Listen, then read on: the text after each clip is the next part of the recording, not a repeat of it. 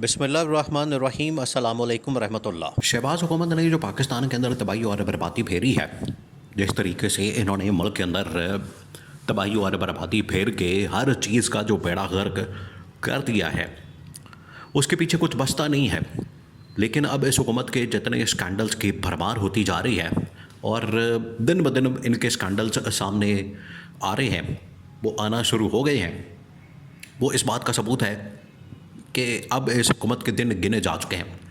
अब इस हुकूमत का काम डाउन शुरू हो चुका है। इसके पीछे दो वजूहत होती हैं। जब भी किसी हुकूमत के स्कैंडल्स बाहर आते हैं, उनके ऊपर डिस्कशन होती है, उनके ऊपर बातचीत होती है और उनके बारे में जब तबादला ख्याल किया जाता है, उसके पीछे दो वजूहत होती हैं। लेकिन पहले ये आप समझ लें, ये जान लें कि कौन से स्कैंडल जो हैं वो सामने आ रहे हैं और उसके पीछे फिर वजूहत क्या है। सबसे पहले पंजाब के अंदर एक स्कैंडल सामने आया था निगरान हुकूमत के दौर में, गंदम का तकरीबन कोई 500 अरब रुपए का। ये कोई 500 रुपये नहीं है, 5000 रुपये नहीं है, ये कोई 5 लाख भी नहीं है, ये कोई 5 करोड़ भी नहीं है, 5 अरब भी नहीं है, 500 अरब रुपए का स्कैंडल। इतना बड़ा स्कैंडल ये पंजाब के एक छोटे से इदारे के अंदर सामने आया था, जहाँ पर गंदम की हेर फेर करके तो 500 अरब की दिहाड़ी लगाई गई। और वो स्कैंडल आज तक इस वक्त उसके ऊपर ना कोई तहकीकात कर सका है, ना उसके ऊपर कोई इन्वेस्टिगेशन कर सका है, ना इसको मंजर आम पर ला सका है, ना इसके हवाले से कोई बात कर सका है, ना इसको कोई खोल सका है। तो ये इतना बड़ा स्कैंडल अभी भी पेंडिंग के अंदर मौजूद है।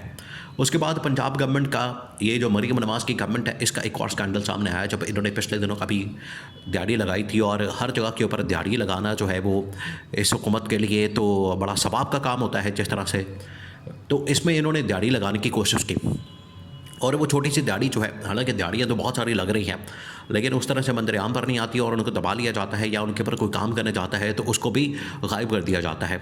ये जो अभी इन्होंने सड़कों के ऊपर पेंट लगाया था, वो तकरीबन 50 करोड़ से 1 अरब रुपए का, 1 अरब रुपए का ठेका था। और उस ठेके के अंदर हालत ये हुई थी कि 2 दिन लगा रहा वो पेंट, तीसरे दिन बारिश हुआ और पूरा का पूरा पेंट ही फारग हो गया, पूरा का पूरा पेंट ही उड़ गया और बारिश जो है वो पेंट बहा के ले गई। ये पेंट की हालत थी। और 50 करोड़ और 1 अरब रुपए का जिसने भी लूट मार की, उसने डकार मारा और पूरा का पूरा खा पी के तो फारिग हो गया। अब वफाकी हुकूमत की जानिब से जो स्कैंडल्स हैं उनकी भरमार शुरू हो गई है। और वफाकी हुकूमत की जानिब से जो स्कैंडल आया है वो ना सिर्फ इस वक्त बिजली के अंदर अरबों रुपए की करप्शन का स्कैंडल है, बल्कि पब्लिक अकाउंट्स कमेटी के अंदर और भी बड़े स्कैंडल्स हैं, एक एक करके वो भी सामने आ रहे हैं। गंदम का स्कैंडल है, चीनी का स्कैंडल है, ये वो स्कैंडल है।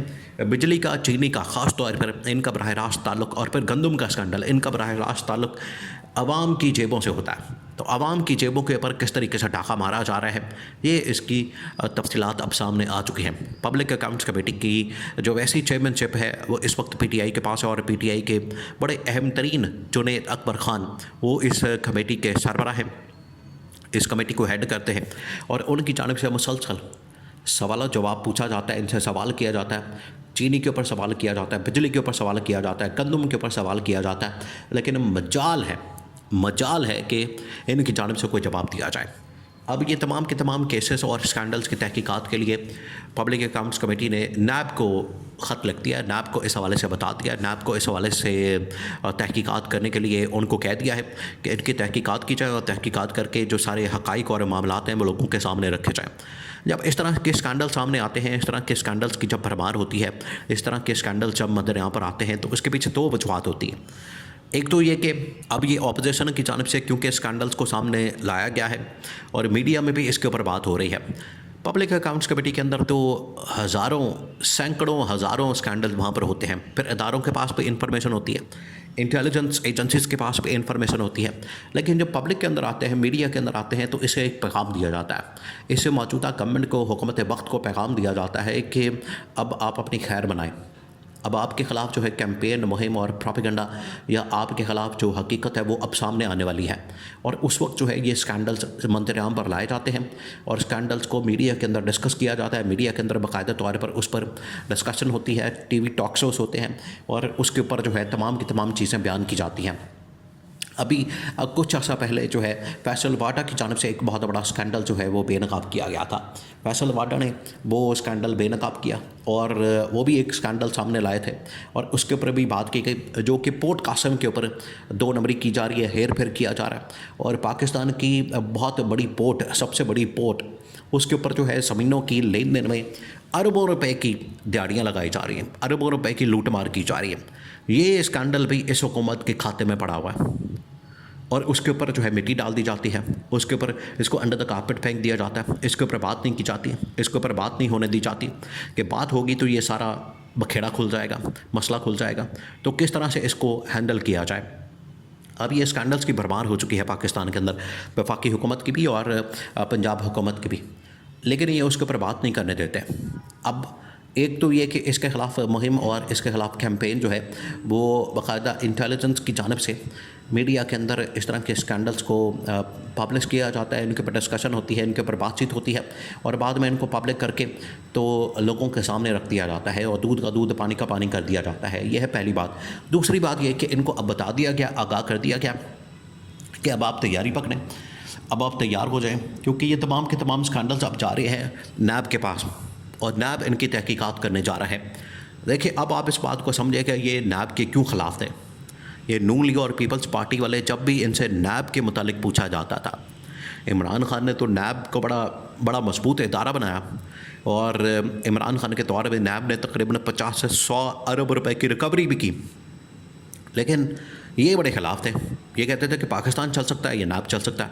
इस लेवल तक पहुँच गए थे, नैब के ख़िलाफ़ थे। तो नैब के अंदर अब ये तमाम के तमाम केसेस और तमाम के तमाम स्कैंडल जा रहे हैं ताकि वहाँ पर इनकी तहकीकात की जाए, इनके ख़िलाफ़ रेफरेंस बनाए जाएँ, इनके ख़िलाफ़ केसेस बनाए जाएँ और पकड़ के तो इनका एहतसाब किया जाए और पकड़ के तो इनको जेल में डाला जाए। ये इस वजह से इमरान खान के दौर में जब भी नैब को मजबूत करने की बात की जाती थी तो ये लोग मुखालफत करते थे। ये थी उसके पीछे वजह, क्योंकि जब नैब तगड़ा होगा, एहतसाब करने वाले इदारे तगड़े होंगे, जितने मजबूत होंगे उतना मजबूती के साथ, उतना वो ताकत के साथ इन इदारों के अंदर, इन इदारों के ज़रिए से वो तहकीकात करेंगे, उनका एहतसाब करेंगे और इनको नंगा करेंगे, इनकी करप्शन को बेनकाब करेंगे। और ये डरते हैं, इनकी जान जाती है, इनकी जान जोखिम में पड़ जाती है, इनकी जान शिकंजे में फंस जाती है। यही वो पीछे वजूहात है, यही पीछे वजह है कि ये नैब की इतनी मुखालफत करते हैं, नैब की आज़ादी की, उसकी इंडिपेंडेंस की और इदारों की आज़ादी और इंडिपेंडेंस की और इसी तरह से अदलिया के। यही पीछे वजूहात होती हैं कि इदारों को कंट्रोल करेंगे ना, हमारे ऊपर वो बात करेंगे और हम अपनी करप्शन और लूटमार करते रहेंगे, अल्लाह खैर सलाह। ये इनका पीछे मकसद होता है और ये इनकी नीयत होती है। आज लेकिन जो करप्शन की और दास्तानें और स्कैंडल्स जो मंजर आम पर आ चुके हैं, एक दिन इनका ज़रूर एहतसाब होगा।